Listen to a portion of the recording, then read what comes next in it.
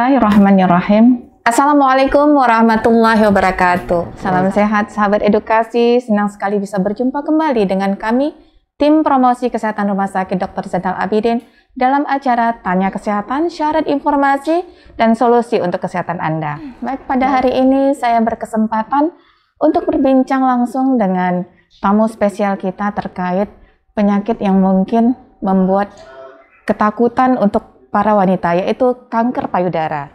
Nah, kanker payudara. Baik sahabat edukasi, penyakit kanker payudara merupakan salah satu jenis kanker yang paling banyak dijumpai di negara manapun. Dan penyakit kanker payudara merupakan menduduki peringkat utama penyebab kematian akibat kanker pada wanita. Nah, penasaran informasi apa saja yang dapat Anda dapati di pertemuan kita kali ini? Mari simak terus bisik bincang asik kita bersama dokter spesialis bedah onkologi, Dr. Fahrur Raji.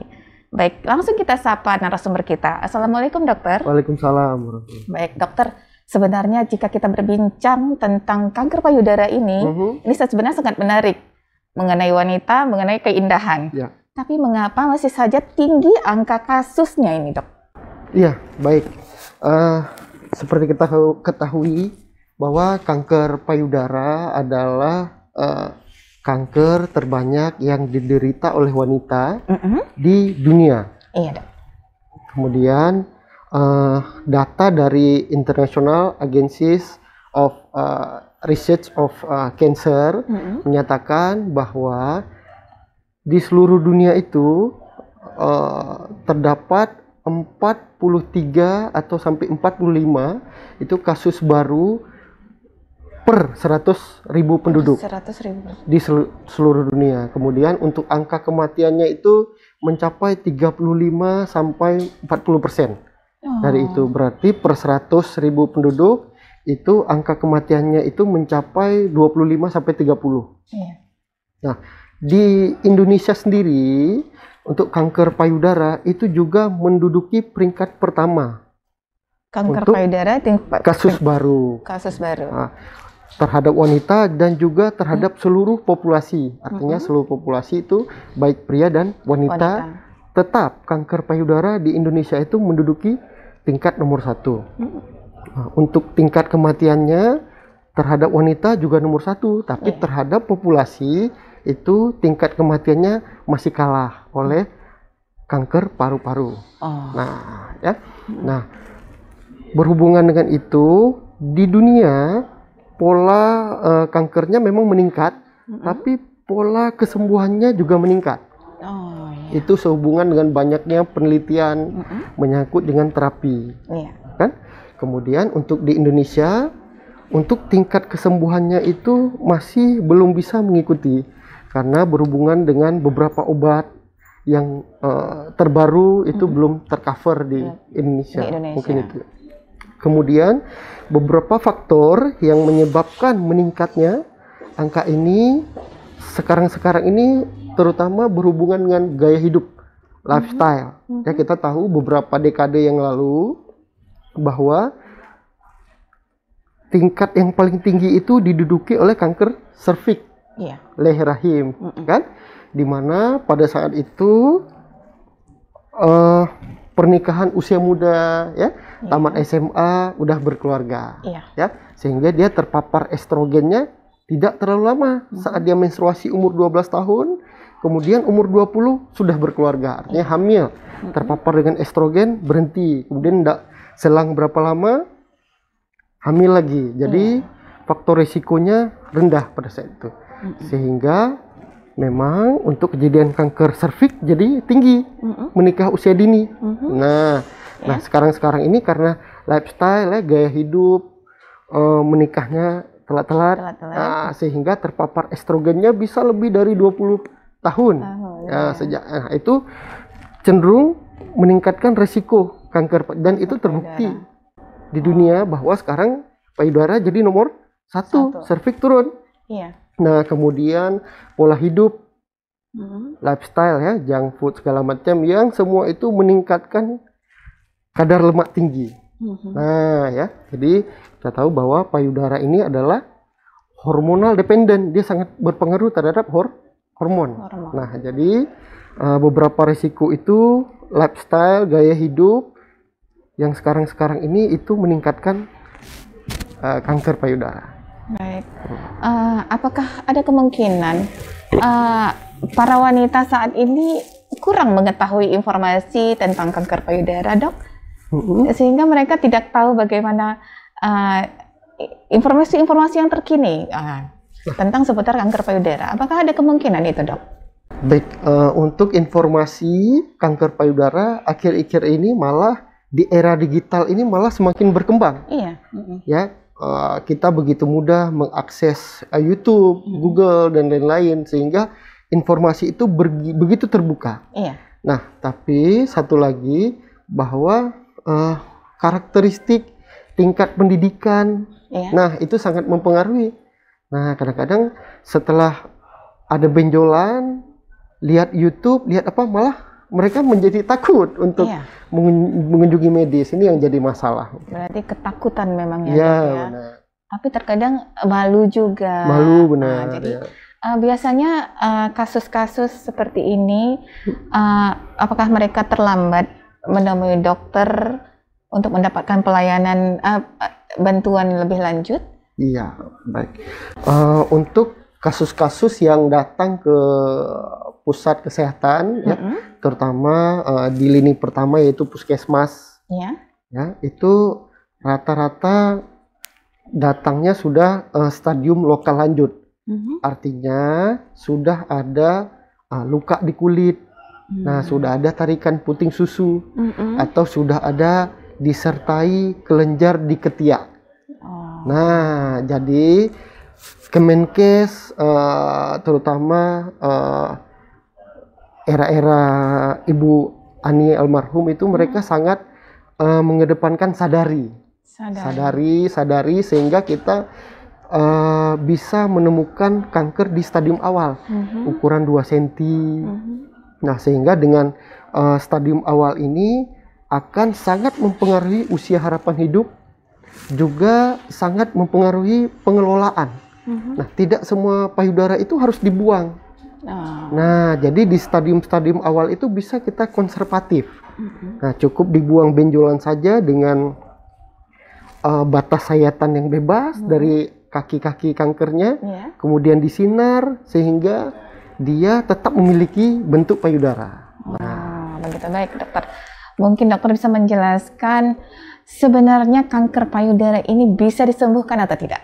Nah, jadi untuk kita bicara kanker secara keseluruhan itu, kita indikatornya itu tidak mengangkat angka kesembuhan, tapi indikatornya adalah sejauh mana dia bisa bertahan hidup di overall survival atau usia harapan hidup. Ya. Kemudian sejauh mana dia tidak muncul lagi setelah diterapi secara paripurna. Dalam istilah kedokteran namanya rekurensi. Nah, jadi 2 angka itu. Nah, tentu ini dipengaruhi oleh beberapa faktor prognostik dan faktor prediktor. Nah, pengelolaannya tidak seperti zaman dulu. Jadi satu sarung bisa dipakai rame-rame.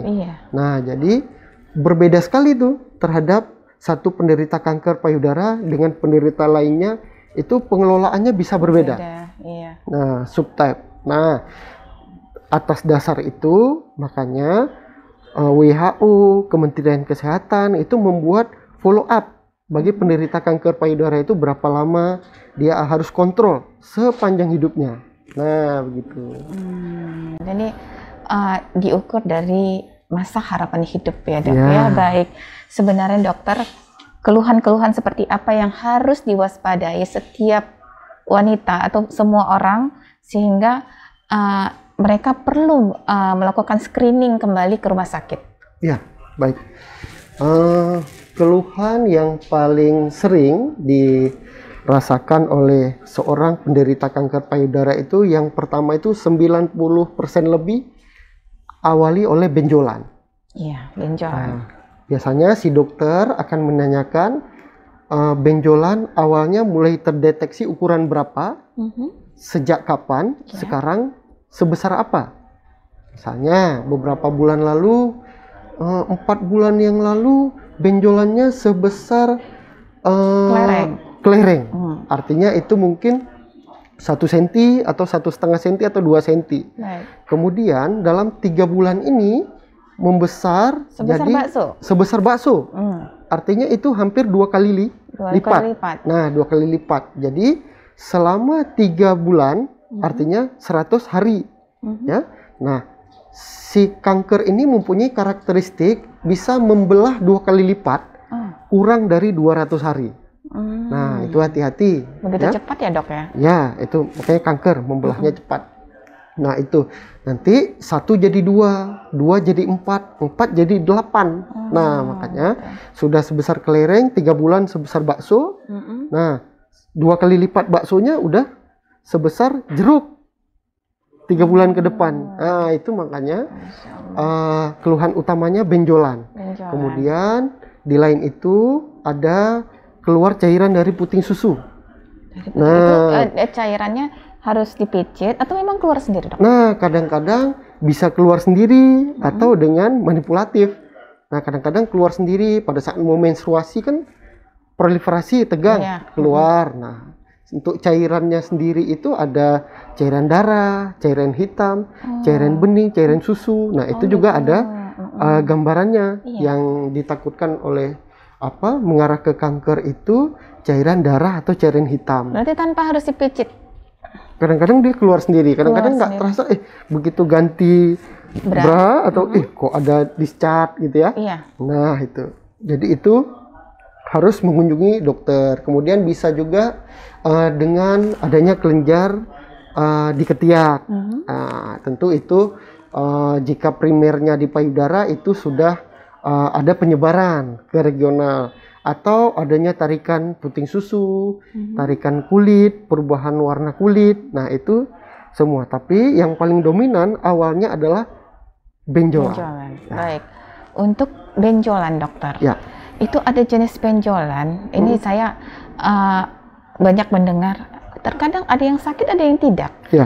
Ini yang mana yang sebenarnya benjolan untuk kanker payudara ini, Dok? Ya, jadi kita ketahui bahwa beda tumor jinak dan tumor ganas. Tumor jinak itu kan bisa FAM ya. Tumor ganas itu dia punya kemampuan untuk menyebar dan kemampuan untuk menerobos kapsul jaringan. Ya. Jadi awal-awal untuk benjolan itu tidak terasa nyeri. Nah, makanya banyak pasien datang, "Ibu, kenapa datangnya sudah begini? Belum sakit, Dok?" Jadi itu kuncinya. Jadi jarang tumor payudara itu benjolan awal itu nyeri jarang. Tapi setelah dia semakin membesar, dia akan menerobos jaringan sekitarnya dan itu mulai mencengkram saraf-saraf yang ada di situ. Nah, itu yang membuat dia sakit, nyeri. Begitu. Untuk warna kulit, dokter. Biasanya warna kulitnya seperti apa? Nah, warna kulitnya si tumornya ini pertama tergantung lokasi. Apakah lokasi tumornya di payudara itu dekat ke kulit atau dekat ke dinding dada? Nah, ya kan? Kalau dekat ke kulit, cenderung dia semakin besar dan akan menginfiltrasi kulit. Biasanya awalnya memerah dulu. Memerah, kemudian kulitnya menjadi seperti kulit jeruk. Nah, kulit jeruk itu karena tumornya itu sudah mulai infiltrasi sistem getah bening yang ada di kulit. Nah, jadi kadang-kadang makanya waktu sadari itu kan harus lihat kaca toh. Cermin, lihat cermin, simetris kiri kanan. Ya, kemudian ada nggak perubahan warna. Nah, itu semua harus jadi perhatian kita waktu sadari. Baik. Iya, tadi dokter sudah menjelaskan sedikit mengenai sadari. Baik, dokter. Untuk selanjutnya untuk mendeteksi awal itu kan bisa dengan sadari, Dok. Bisa dijelaskan, dokter, bagaimana cara kita melakukan sadari? Ya, baik. Untuk deteksi dini kanker payudara itu ada 2, sadari dan sadanis. Nah, sadari itu kepanjangan dari periksa dada sendiri. Periksa dada sendiri. Baik, sadanis periksa dada oleh klinisi tenaga kesehatan. Nah, baik dokter apa di puskesmas, siapa yang ada bidan atau siapa gitu. Nah, itu. Nah, kapan kita lakukan sadari? Kita lakukan sadari adalah begitu kita mulai proses menstruasi. Apakah kita awalnya di idealnya umur 12 tahun untuk Indonesia. Nah, bila kadang-kadang sekarang ada anak SD baru 9 tahun sudah mulai menstruasi. Ya, mungkin lifestyle seperti kita bilang tadi, makanan tinggi lemak segala macam bisa, atau keturunan ya.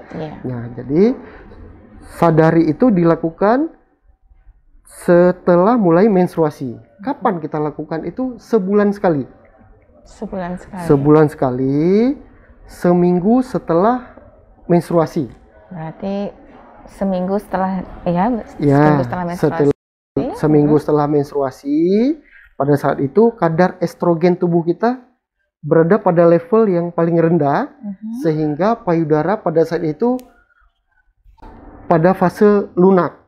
Nah, sehingga kita bisa membedakan mana benjolan yang normal, ya kan, mana yang tidak. Nah, kalau kita periksa saat dia menstruasi atau mendekati menstruasi kan itu lagi tegang, keras, jadi susah deteksi. Nah, periksa sadari itu bisa kita lakukan dengan bantuan partner atau dengan cermin. Nah, kita berdiri di depan cermin, kemudian pertama kita perhatikan simetris kiri kanan seimbang nggak. Nah, kemudian ada luka di kulit atau tidak, gimana perubahan warna kulit, sama atau tidak. Nah, kemudian pada saat mandi pakai sabun kan licin ya, kita bisa meraba dari tengah ke pinggir. Dari tengah ke pinggir. Ke pinggir atau sirkular. Nah, sirkular.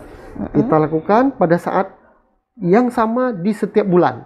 Di setiap bulan. Seminggu setelah menstruasi berakhir. Jadi kita tahu, ini sepertinya ada benjolan.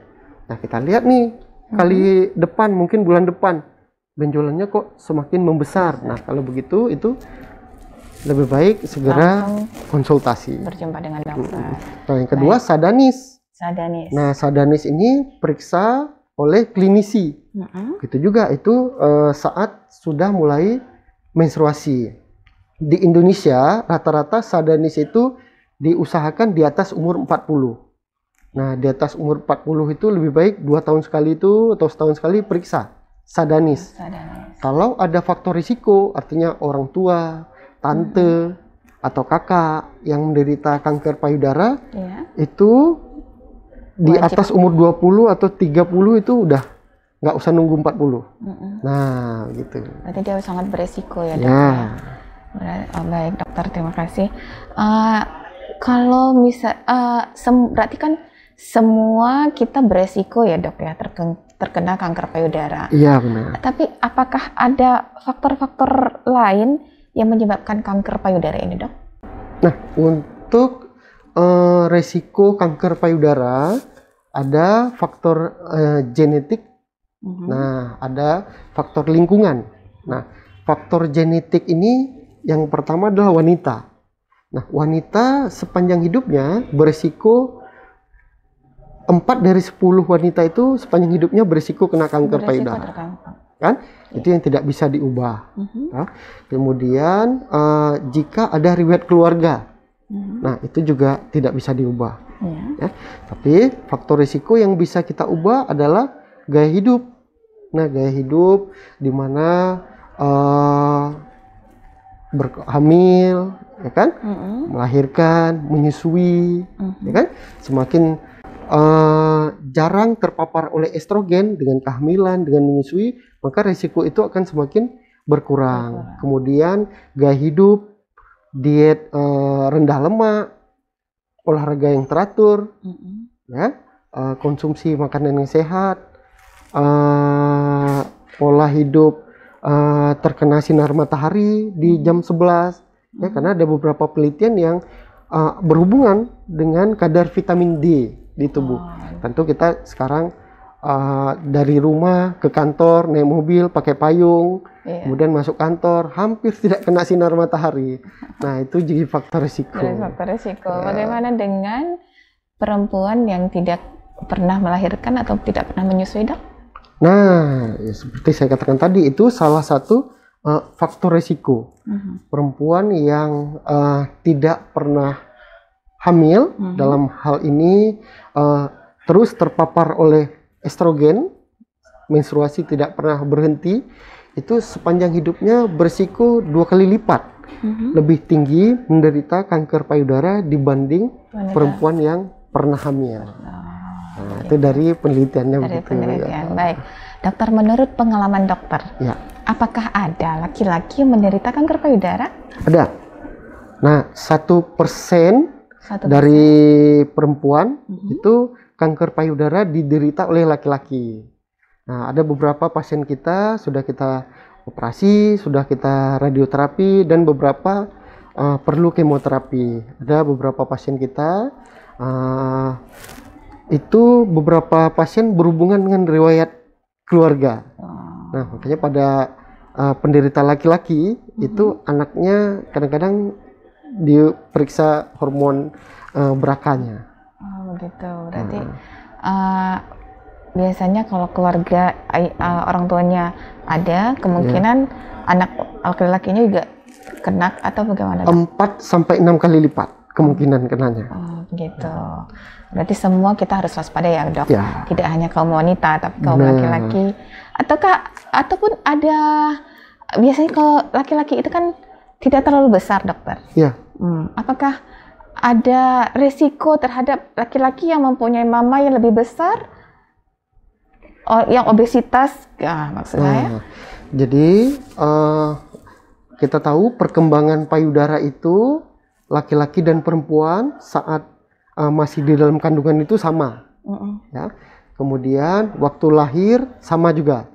Yang membedakannya adalah saat proses menarche atau menstruasi. Nah, di situ perempuan sudah mulai ada perangsangan oleh estrogen, makanya dia berkembang, tumbuh, ya. Kemudian perempuan mengalami beberapa fase menstruasi, menarche, kemudian fase hamil, fase menyusui, kemudian fase menopause. Tapi laki-laki dia tidak mengalami fase estrogen itu, sehingga tidak berkembang dan hanya kecil saja.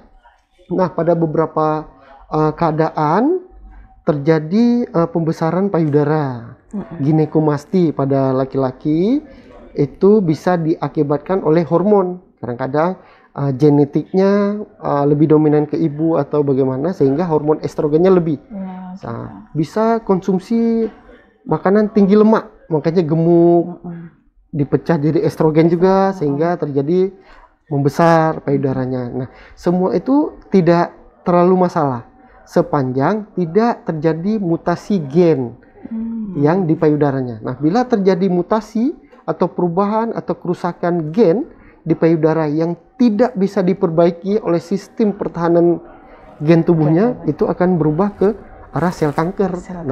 Itu. Iya, baik, dokter. Berarti dokter, ini kalau pada setiap penderita kanker payudara ini kan dia punya stadium 1, 2, 3. Bisa dijelaskan, dokter, kriteria stadium 1 sampai stadium selanjutnya bagaimana kondisinya dan apa yang dirasakan oleh penderita? Baik.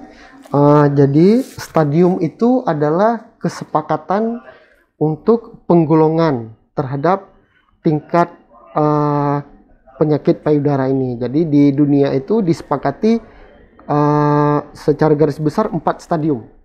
Stadium 1, 2, 3, 4. Stadium ini menentukan penata laksanaannya bagaimana. Kemudian stadium ini menentukan prognostik usia harapan hidup, ya. Jadi kalau stadium 1 usia harapan hidup 5 tahun itu mencapai 98%. Artinya dari 100 orang yang stadium 1 diterapi dengan baik, kemungkinan bertemu lagi 5 tahun yang akan datang itu 98 orang. Hanya 2 orang yang mungkin meninggal oleh kankernya. Nah, jika dia datang di stadium 2, itu menjadi 75%. Jika dia datang di stadium 3, itu menjadi di bawah 50%. Kemudian jika datang di stadium 4, dia menjadi 15%. Nah, di stadium 1 rata-rata itu benjolannya masih 2 cm ya, sebesar kelereng, sebesar langsat. Untuk stadium 2 itu kemungkinan sudah ada di kelenjar getah bening, di ketiak.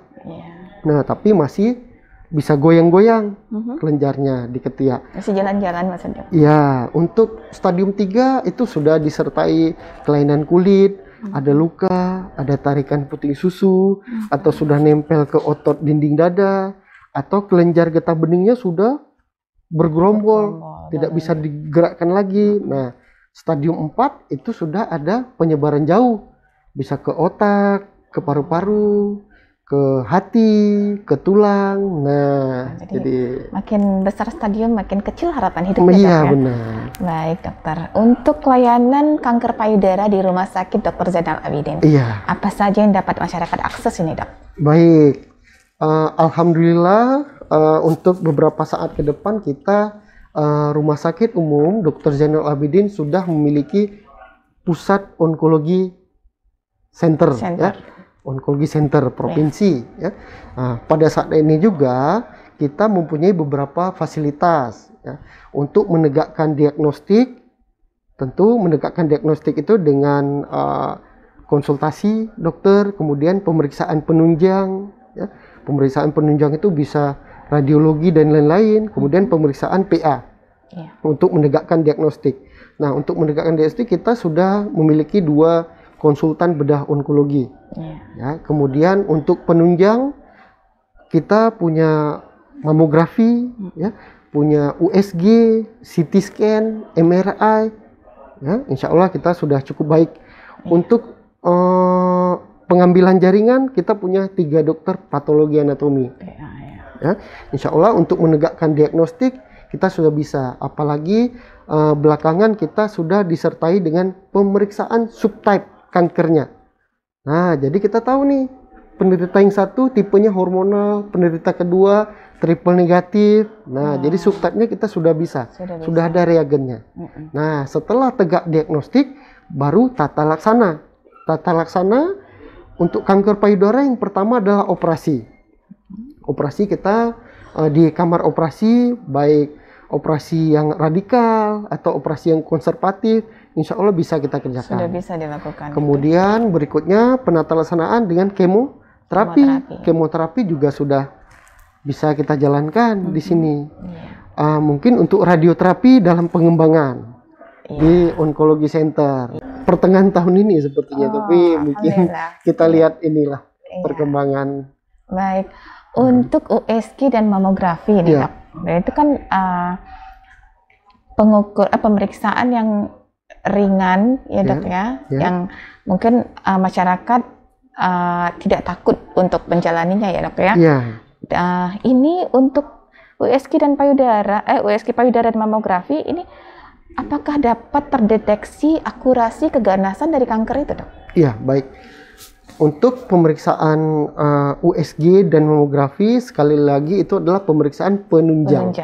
Ya, tentu setelah kita gali pertanyaannya, kita di mindset kita ini kita punya pikiran nih, ini mau ke arah ganas atau tidak, ke arah kanker atau tumor jinak, ya kan? Nah, setelah itu kita akan memilih pemeriksaan apa yang kita gunakan.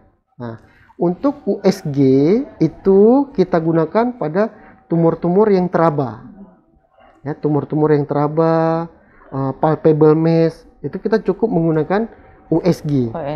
Dari USG nanti dokter radiologinya akan memberikan gambaran, wah ini bentuknya tidak rata, atau di tengah-tengahnya ada kalsifikasi, sehingga mereka akan sebutkan birat 1, 2, 3, 4. Nah, semakin tinggi birat, semakin kecenderungan ke arah ganas. Nah, kemudian untuk screening, kita cenderung menggunakan mamografi. Mamografi itu agak sedikit ekspansif, artinya payudaranya ditekan. Nah, sehingga untuk mamografi itu kita gunakan pada saat teraba massa, tapi tidak akurasi dengan USG kurang. Itu kita lanjutkan dengan mamografi. Atau pada saat benjolan tidak teraba. Nah, dia usia 40 tahun, ada faktor keturunan, tidak teraba benjolan, dia mau screening, itu mamografi. Tapi mamografi ini kita tidak pakai di usia muda. Karena kita tahu bahwa di usia muda itu payudara masih padat, densitasnya masih tinggi. Nah, jadi nggak mungkin di mamografi kepencet, payudaranya nyeri sekali tuh. Nah, dan densitasnya juga masih padat, jadi sulit terbaca dengan mamografi. Dokter, untuk 2 pertanyaan terakhir, dokter, dokter bisa memberikan tips khusus agar terhindar dari kanker payudara? Agar terhindar dari kanker payudara, ya, Kemenkes sudah mengeluarkan jargon cerdik. Cerdik itu CERDIK. C yang pertama itu cek kesehatan secara berkala. Nah, kemudian enyahkan asap rokok. Nah, asap rokok tidak hanya perokok aktif. Nah, perokok pasif juga harus hati-hati. Nah, kemudian rajin olahraga. Ya. Kemudian D, diet seimbang, rendah lemak, rendah karbo mungkin ya. Nah, kemudian I, istirahat yang cukup. Nah, istirahatnya cukup. Kemudian K nih yang susah nih zaman sekarang. Kelola stres. Tuntutan zaman sekarang stresnya tinggi. Gitu. Baik, untuk pertanyaan terakhir dokter, ini pesan kepada pasien kanker payudara agar bisa berdamai dengan kanker payudara. Nah, jadi mungkin untuk kata-kata berdamai dari kita seorang dokter bedah kanker ini, malah kita berperang nih, bukan berdamai. Maksudnya berdamai, jangan stres, gitu kan? Jadi berdamai, tapi sedikit-sedikit harus mengusir dia dari dalam tubuh kita, kan dok? Jadi artinya berdamai, artinya kita kelola stres. Kita tahu bahwa kanker payudara itu hidup di dalam tubuh kita. Ibaratnya dia adalah terjadi pemberontakan sel di dalam tubuh kita, di mana dia tidak mengikuti lagi perintah, kaidah-kaidah untuk berhenti tumbuh. Nah, semua itu tentu dipengaruhi oleh imunitas tubuh kita sendiri. Nah, siskambling tubuh kita, imunitas tubuh kita, sistem pertahanan tubuh kita. Bagaimana kita mengelola stres, bagaimana kita berdamai dengan si kanker ini. Semakin kita tenang, tentu tenangnya dalam tanda kutip tetap melakukan pengobatan sesuai dengan ini. Jangan kita tenang-tenang aja tidak berobat. Nah, terkadang banyak pasien setelah melakukan kemo dia kurang optimis, dok. Nah, ya kan, mungkin mengalami sakit itu pasti ya, dok ya.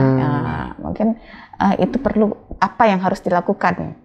Nah, tentu yang kita obati tidak hanya pasien. Nah, keluarga juga harus kita edukasi. Itu nomor 1 ya, dok ya. Iya, keluarga bahwa terhadap pasiennya bagaimana edukasinya, ya, sehingga tetap merasa nyaman, si pasien tetap tenang tanpa ketakutan akan kematian. Jadi itu keluarga sangat berperan. Yang dibutuhkan sekarang adalah motivasi. Iya, kalau dari dokter spesialisnya sendiri dan dok, sebesar apa motivasi kepada penderita kanker? Iya, saya selalu ke pasien saya katakan bahwa yang pertama tentu kita sebagai hamba Allah ya, beragama, tentu semua takdir itu tidak bisa kita hindari. Ya. Nah, kemudian yang perlu kita garis bawahi adalah sejauh mana usaha yang kita lakukan, ya. Kemudian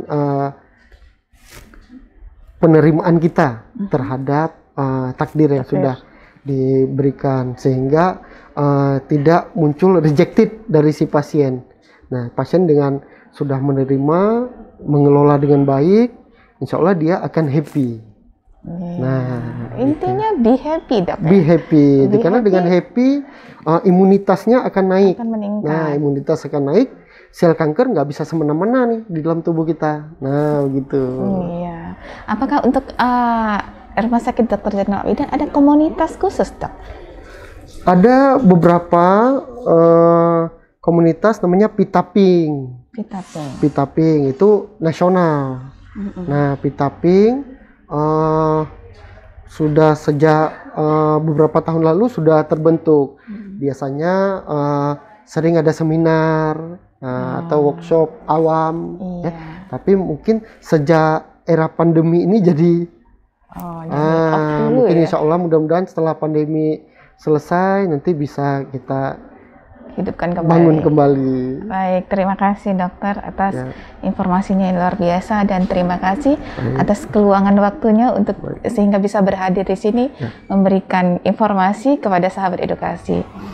Baik, sahabat edukasi, demikianlah perbincangan kita bersama Dr. Fahrul Razi, spesialis bedah onkologi. Semoga informasi yang disampaikan dapat berguna untuk kita semua. Amin. Dan terima kasih kepada tim hebat promosi kesehatan rumah sakit sehingga informasi ini dapat tersampaikan dengan baik. Saya Eka Putri Ubid mohon diri dan narasumber kita Dr. Fahrul Razi mengucapkan banyak terima kasih. Assalamualaikum warahmatullahi wabarakatuh. Salam sehat, salam edukasi.